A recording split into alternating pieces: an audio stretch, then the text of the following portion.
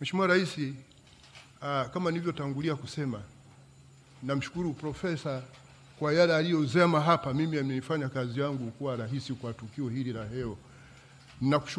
Namshukuru sana Mwenyezi Mungu kwa kuniwezesha, kwa rehema na fadhili zake, kwa kuniwezesha kufikia hatua hii. Kila siku ya Mungu huwa nasoma Zaburi ya 103. Kila siku ya Mungu inayokuja huwa nasoma Zaburi ya 103. Taasisi ya Islamic Solidarity Center inayomiliki shule za Mudio Islamic na Boma Islamic zilizopo wilaya Hai mkoa wa Kilimanjaro inakutangazia nafasi za masomo ya kidato cha 5 kwa mwaka wa masomo 2025-2026. Shule inafanya vizuri kwenye mitihani yake ya ndani na nje. Shule ina walimu waliobobea katika fani zote. Taasisi zote zinatolewa ikiwemo taasisi ya sayansi, sanaa, biashara, Kiarabu, elimu ya dini ya Kiislamu na kuhifadhi Quran. Ada zetu ni nafuu na hulipwa kwa awamu. Kwa mawasiliano zaidi piga simu namba 0714897518 na 0655826526. Mlete mwanao shule za Mudio kwa malezi bora ya duniani na ahera. Kwamba uwepo wangu mimi na udhaifu wangu na dhambi zangu na maovu yangu unategemea tu rehema na fadhili za Mwenyezi Mungu. Na ndio maana muda wangu mwingi pia huwa nautumia kwa ajili ya ibada. Na Mheshimiwa Rais, nilipokuja hapa, kitu cha kwanza uliniambia, Masaju, na kufahamu usiache kwenda kwenye ibada.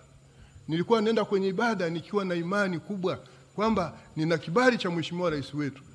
Maana hapa Ikulu watu wengine wasije wakasema huyu anamdharau rais, hashiriki shughuli za rais. Lakini nilikuwa naenda kwenye ibada, nina amani sana. Na ni mara mbili tu nilikuja nadhani, na nilikwambia siku ile kwamba Mheshimiwa Rais, inapobidi nitakuja. Katika maisha yangu ya kukaa hapa nilishiriki matukio mawili. Nilipokuja siku ya Sabato. Kwa hiyo nakushukuru sana. Ninakushukuru sana Mheshimiwa Rais kwa kuniona nafaa, kuniamini, ukaona kwamba naweza kuendelea kukusaidia kuongoza muhimili wa mahakama ya Tanzania, ambao ni moja wapo ya mihimili mitatu inayounda serikali ya Jamhuri ya Muungano wa Tanzania. Mwenyezi Mungu aendelee kukubariki sana katika maisha, katika utumishi na shughuli zako za umma za kila siku. Na kama nilivyosema mwanzoni, Profesa amenirahisishia mimi ambacho ningeweza kukisema. Ninachoweza kusema tu mbele yako Mheshimiwa Rais ni kwamba sisi kazi yetu muhimili wa mahakama ni kutoa haki. Na katiba katika ibara 107 capital A na capital B imetueleza kanuni zinazotuongoza. Na katika hizi sheria zote zinazotungwa huwa zina mambo matatu. Zinazungumza masilahi ya haki, masilahi ya umma na masilahi ya taifa. Sheria zote ukiziangalia ndivyo zilivyo. Na katika kutoa haki tumepewa kanuni ambazo zinatuongoza. Na mojawapo ya kanuni ni kutenda haki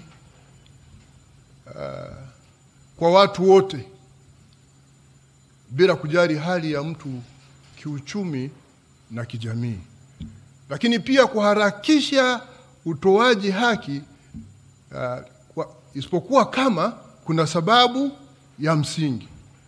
Lakini pia kutofungwa na masharti ya kiufundi yanayoweza kusababisha haki kutotendeka ipasavyo. Kwa hiyo hili ni jambo ambalo sisi katika mahakama ya Tanzania tutaendelea kulisimamia. Ulipokuja kutuzundulia majengo yetu siku ile, nadhani ilikuwa tarehe 4 au tarehe 5 mwezi wa 4, mimi nilikuwa umenituma kazi kule Ngorongoro. Nilikusikiliza kwenye YouTube kwa ile hotuba. Ulisema hivi, serikali imeimarisha miundombinu ya mahakama. Kuna vituo ama jengo haya haki jumuishi, vituo vya haki jumuishi. Na sasa Mheshimiwa Rais amesema imebaki 9 vya kukamilishwa.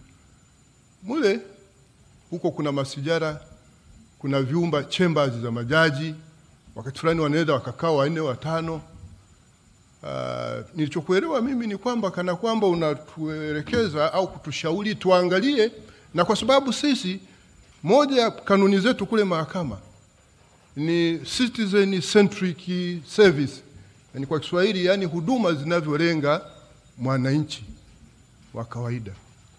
Kwa nitaenda kushauriana na wenzangu tuone namna gani tunaweza kutekeleza maelekezo haya ili kusogeza huduma zetu karibu na wananchi. Na hii ina faida kwa sababu hizi moja ya njia ambayo inaweza kuharakisha utatuzi wa hii migogoro, yani watu kupata haki zao mapema. Na kuna masuala pia ya kiuchumi na Jaji Mkuu ameyazungumzia. Senta kama ya Dar es Salaam ndio mji mkuu wa kibiashara. Ameongelea juu ya ustawi. Na sisi mahakama tuna mchango. Nitashauriana na wenzangu kuona namna gani tunaweza kuboresha hivi. Kwa mfano, tunaweza tukawa na mahakama ya rufaa ambayo inafanyia kazi permanently Dar es Salaam, Mwanza, Arusha au hata Mbeya. Hayo ni mambo ambayo Mheshimiwa Rais kwa sasa siwezi kusema nikiwa na confidence, kwa sababu ni mambo ya kwenda kushauriana na wenzangu namna gani tunaweza kuyafanya ili kurahisisha. Tukifanya hivi uchumi utaenda haraka, watu watapata haki zao kwa haraka, na Mungu ataendelea kulibariki taifa letu hili.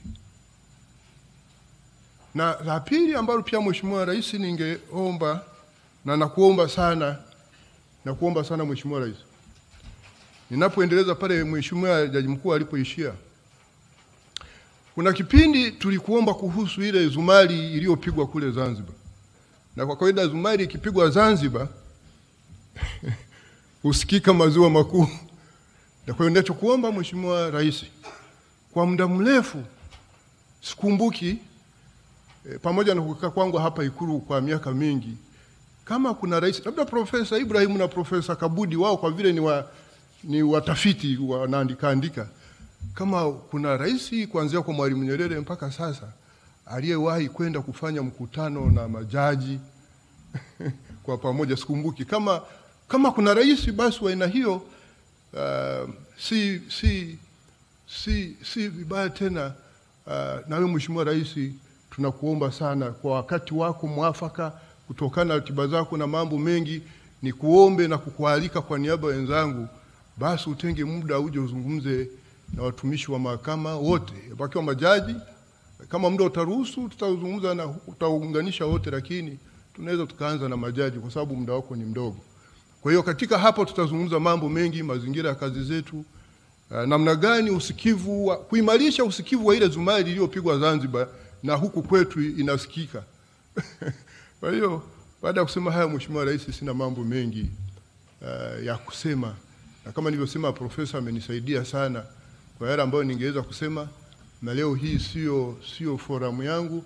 Narudia kusema na kuwashukuru ndugu zangu ninyi wote mliokuja, viongozi na watumishi wenzangu, kwa kutenga muda wenu kuja kwenye tukio hili, kusherehekea siku hii, kumshukuru na kumtukuza Mwenyezi Mungu ambaye mimi naendelea kumuomba siku zote aendelee kunisimamia kwa ajili ya utumishi katika nchi hii. Mimi naendelea kuwa mtumishi wa umma. Nilipoapishwa kuwa naibu mwanasheria mkuu wa serikali, waandishi wa habari waliniuliza, nikamwambia sikiliza, mimi ni mtumishi, mniiteni tu mtumishi. Nikaeleza sababu kwa nini. Nikamwambia kwa mujibu wa sheria ya utumishi wa umma, mimi ni mtumishi wa umma. Kwa mujibu wa ibara 35 ya katiba, mimi ni mtumishi wa serikali. Lakini rais nilikusikia kule Zanzibar wakati tunamwapisha naibu waziri mkuu kwamba sisi viongozi ni watumishi wa umma. Tunatokana na watu, tunawajibika kwa watu. Na niliogopa sana kujitutumua. Wale wote niliofanya nao kazi ofisi ya mwanasheria mkuu wa serikali, hata akiwa alikuwa mhudumu, siku zote wananiita mimi ni mtumishi. Sio mtumishi wa kanisani, mtumishi wa umma. Kwa nabaki kuwa mtumishi wa umma pamoja na kwamba na cheo hiki. Kwa waandishi wa habari, nitangulia kusema, sisi huku serikalini huwa tunawasiliana kwa maandishi, kwa barua, na mambo mengi ni asili. Lakini ukitaka communicate na public, ukitaka kuwasiliana na umma, lazima watafute watu wa vyombo vya habari. Kwa hiyo mimi milango yangu iko wazi. serikali yako hii imefanya mambo makubwa chini ya kipindi hiki. Mahakama imekuwa ikiyaeleza, lakini mengine basi tu watu hawazingatii. Tutaendelea kuengage waandishi wa habari kusudi watusaidie kueneza mambo mazuri yanayofanywa na mahakama.